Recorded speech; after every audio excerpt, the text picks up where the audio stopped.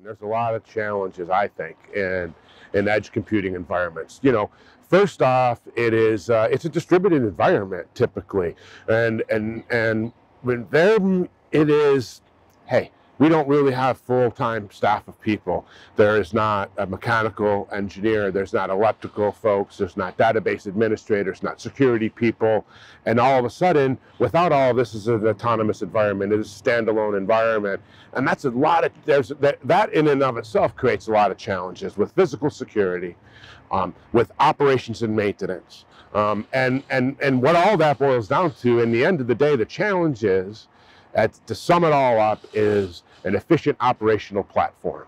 Today is one of the biggest challenges in the edge.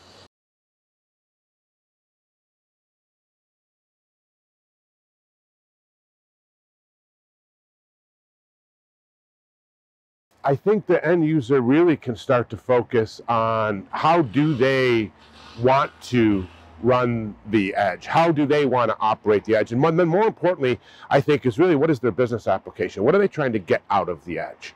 Okay, and there is a lot of things that are now becoming, where once there wasn't IT, all of a sudden they are IT. I'll give an example. So we're talking about an industrial factory. In the old days, the industrial factory was a big giant machine, and it would crush things and stamp things and do all this. Today, if I were to ask you, do you think that the machines and industrialization has become more intelligent, more digitized, more intelligence into the machine? And if you were to say yes, you would be right. And then all of a sudden, does the factory look like a data center now? Or is it a factory? And the answer is, it's becoming more like a data center, which is a significant challenge to non-data center type of businesses, okay? And so that's a real big challenge really at the moment, is everything has become an IoTized, that's my own word, I just made it up, digitized, mobilized, socialized, and globalized. All of these things mean one thing, that is, it is becoming more technically enriched in all these environments. And if you're not technically astute, like an old guy like myself, with all of the social media and texting is no longer the way. It's Snapchat and the other thing. And so this is the transformation of the industry.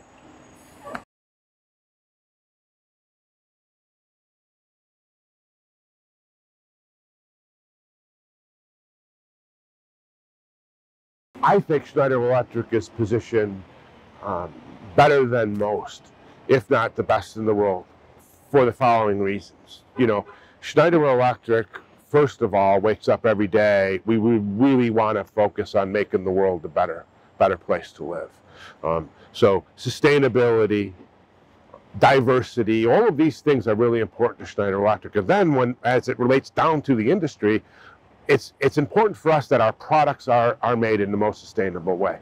And we invent and we develop a lot of things. One of the things that we just talked about with this edge and being everywhere is it's smaller. The environment, the IT environment is a little bit smaller. It doesn't have to be a data center the size of a football field anymore. It could be something very small, like a 6U box that could be mounted on the wall, that all of a sudden that 6U box, at a very small footprint, in a very innovative way, developed by Schneider Electric, helps us and helps our clients become more digitized without having to build a giant data center and things like this. So Schneider Electric helps the industry by developing products, hardware, software, and services. And those three things together make for an efficient edge operation. And if you only did one or two of those things, then I think you're at high risk for high cost and less uptime.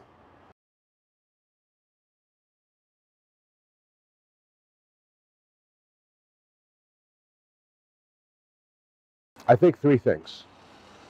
I think that we are really going to start to see 5G start to take some really cool shape in small, what we call clusters. We're not going to have half the United States rolled out, but we're going to find a cluster rolled out. And there's really going to be some intense and really cool use cases that are going to come. I'm not going to say this isn't happening in a year, but everybody likes FaceTime. FaceTime is not going to be the future. Hologram will pop out, and we will be talking in literally 3D. These are the types of things that are super exciting that are going to happen. Okay, I'm not saying it's going to happen in 1 year. 5G clusters are going to happen, and we're going to start to see that in 1 year. And one other thing I think is going to be, really exciting is I think that we're going to start to see blockchain technology start to come to the forefront. Financial institutions that are legacy financial institutions, maybe some of them might have more patents than we might think in blockchain. Blockchain and crypto is starting to take shape, and I think that we're going to see some really cool, exciting things happen in the next 12 months within and around blockchain.